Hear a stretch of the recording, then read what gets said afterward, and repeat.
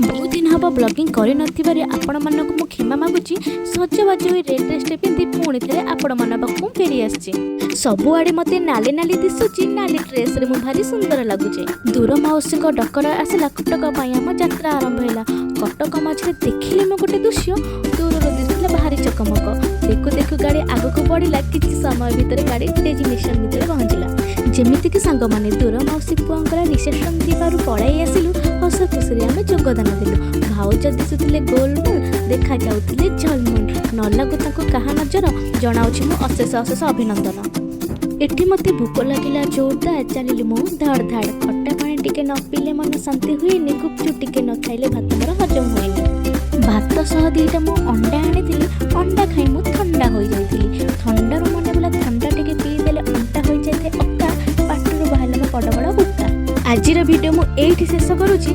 Like subscribe कले नुआ नुआ वीडियो आनी बोली मु कथा दउची एमिति भल पाइबा देउथांते बोली मु आशा करूची। आपनक पई मु भगवानक पाखरे प्रार्थना करूची।